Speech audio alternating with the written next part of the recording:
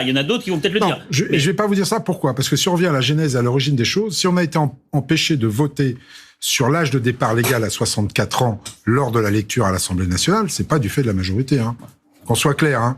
C'est vous allez la nous France parler des insoumise. milliers d'amendements qui ont été déposés par monsieur, je vais la vous parler France insoumise. juste d'un tweet qui a été envoyé par monsieur Mélenchon au bon moment, Il y a personne alors de la qu'il NUPES restait ici. 13 000. C'est un fait La première établi. ministre, elle a dit dans l'hémicycle, il y C'est aura un un vote. fait établi, C'est vrai monsieur ou pas Saint-Huil. Alors, on va C'est pas un refaire fait établi. l'histoire, Non, mais du quand même. vote. Moi, je veux bien qu'on me donne des leçons de démocratie. Mais quand un groupe parlementaire, la France insoumise, en l'occurrence, Ils sont pas s'organise, là. Ils sont pas là. mais c'est un fait Mais historique. ils votent S'organise pour PPL. qu'on ne puisse pas aller au vote de l'article 7. De quoi avaient-ils peur s'ils étaient si sûrs qu'on n'allait pas voter les 64 ans ? De quoi avaient-ils peur ? Pourquoi ils ont empêché le vote ? Mais C'est bien eux qui l'ont Peut-être empêché. parfois l'impression qu'il y a du côté de la majorité la peur d'affronter ce vote. Mais Ça avait alors, été le cas pour la réforme globale, c'est encore le cas là pour cette Mais proposition non. d'abrogation. Encore une fois, non, je peux pas vous laisser dire ça. À l'origine de tout, il y a un texte dans l'hémicycle qui part le dépôt de 30 000 amendements, et je pense pas que Lyot était dans le coup d'ailleurs. Il ne l'était pas. Voilà, de 30 000 amendements de la NUPES, 20 000 de la NUPES, 10 000 du reste de l'opposition, a empêché que le débat aille jusqu'à l'article 7. C'est ce que voulait monsieur Mélenchon, qui n'est même pas député à l'Assemblée nationale. C'est ce qu'a appliqué stricto sensu son groupe politique, en ne supprimant pas les 12 000 amendements qui restaient qu'ils avaient déposés, pour qu'on ne puisse pas voter ce fameux article qui déterminait l'âge de départ légal à la retraite pour lequel nous voulions tous voter. Ne me dites pas qu'on refuse ça. Les premiers qui n'ont pas voulu que ça se fasse, c'est bien la NUPES. En aucun cas, en doute la bonne foi du groupe Lyot sur cette affaire-là. J'analyse pas leurs propositions de loi de la même façon qu'ils le font. C'est mon droit le plus strict, on est en démocratie. Ils ne font dans leurs propositions de loi que de supprimer une partie de la loi, qui est le départ d'âge légal à 64 ans pour le ramener à 62 ans. On ne revient sur aucun des acquis positifs de cette loi telle qu'elle a été votée. Ce qui quand même me pose question par rapport à la philosophie notamment de la NUPES et peut-être un peu aussi du Rassemblement national, parce que la retraite à 60 ans, ils ne reviennent pas dessus, les régimes spéciaux, on ne revient pas dessus, et les gens votent là-dessus. Pour ce qui concerne les amendements, monsieur Saint-Huil, je voulais être très précis avec vous, parce que ce cas s'est déjà produit, pas dans notre chambre, mais au Sénat, où effectivement la présidente de la commission en charge de l'étude du texte, c'était pendant les retraites, a décidé, comme l'a fait la présidente de la Commission des affaires sociales aujourd'hui, de ne pas étudier les centaines d'amendements. Laissez-moi terminer. Les centaines de sous-amendements. Non, mais je vous explique quand même, parce que on peut raconter n'importe quoi aux Français, mais on peut aussi dire la vérité. Les centaines d'amendements qui ont été déposés... N'hésitez pas à le faire, ça nous changera, oui.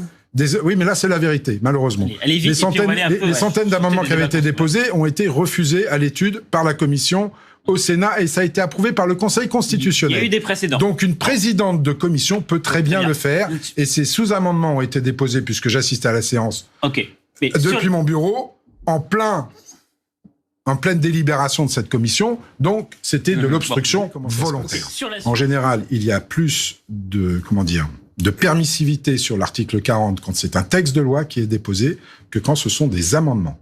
Je vous amène 2 preuves. On a encore hier en commission un texte qui avait été accordé, recevable par le président de la commission des finances, qui n'a pas été soutenu par le député, bref, c'est son problème. Il repose un amendement sur un autre texte parce que ça correspondait, et l'amendement est reconnu irrecevable par le même président de la commission des finances. Répondez, Bruno, est-ce que vous êtes d'accord pour voter ? Attends, monsieur, on ne fait pas un débat constitutionnel, deuxième débat chose, politique. Vous ne voulez pas d'un vote, eux, ils veulent d'un vote. C'est ça la vérité. Non, mais c'est pour vous dire comment fonctionne l'Assemblée, parce que je veux que ce soit clair. En général, les textes déposés par les députés, effectivement, c'est très rare que l'article 40 soit invoqué. Honnêtement. Pourtant, vous avez essayé de le faire. Hein, non, mais c'est très rare que ce soit invoqué. On est bien d'accord. En revanche, les amendements, c'est courant. Sauf si c'est un amendement de... Monsieur le président Coquerel, président de la Commission des Finances, s'est déjà fait retoquer 135 fois par madame Yaël Braun-Pivet sur des amendements qu'il avait jugés irrecevables et qui l'étaient. Et bizarrement, ces amendements ne venaient pas de son camp. Vous voyez ce que je veux dire ? Donc, si madame Braun-Pivet, présidente de l'Assemblée nationale, juge que l'amendement de rétablissement n'est pas recevable au titre de l'article 40, et vous le savez très bien... Ça n'arrive jamais sur un rétablissement. Ça n'arrive jamais... Sur un amendement, si. Non, et vous le savez pas sur très du bien. rétablissement. Si la proposition de loi est conforme, et vous le savez le rétablissement est conforme. Mais en fait, elle prend ses ordres à l'Élysée, on lui a dit pas de vote, pas de vote, pas de vote. Point. Cet amendement, comme votre texte... Et dites la vérité, ça aidera tout le monde. Je vous dis ce que je pense moi, mais ce que vous pensez, c'est pas la vérité. Irrecevable. Vous ne voulez pas de vote. Totalement irrecevable. Et je suis désolé... Vous ne voulez pas de vote. Monsieur Charles de Courson, qui nous a donné des leçons budgétaires pendant 30 ans, s'assied complètement sur l'équilibre budgétaire aujourd'hui. Ça me pose, mais pour être tout à fait précis, je souhaite effectivement que l'article 40 soit utilisé. Pour autant, moi, je me suis préparé au débat, et au débat de fond, mais vraiment au fond, qu'on puisse enfin débattre de cette réforme des retraites, car on en a été empêché pendant la lecture, puisque c'était un monologue NUPES. Mais là, on est d'accord. Donc voilà, moi je suis prêt à toutes les solutions. Si article 40 se fait, c'est justifié par la Constitution, et j'ai aucun problème. Si article 40 ne se fait pas, on débattra pied à pied dans l'hémicycle. Je pense que je vais être un tout petit peu plus honnête, messieurs. Moi, sur ma circonscription, les gens me reprochent le 49.3. Je vous le dis franchement. Ah, mais bien sûr. Le 49.3, ils me le reprochent. Pour le reste... D'où le vote. Pour le reste, sur la réforme en elle-même, il n'y a pas de débat. Et je veux vous dire une chose. Vous pensez qu'ils sont passés à autre chose?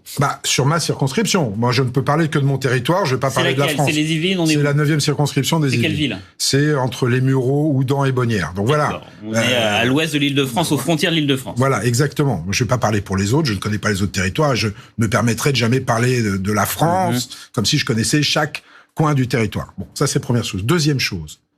Vous dites que l'arc républicain n'existe pas et ne travaille pas ensemble. Enfin, messieurs, il y a plus de 34 textes qui ont été votés quand même depuis le début de... De redistribution facile, oui. Est-ce que vous êtes d'accord pour textes. Une chose, c'est que si on veut, on peut travailler ensemble. Et si vous voulez éviter... On vous attend.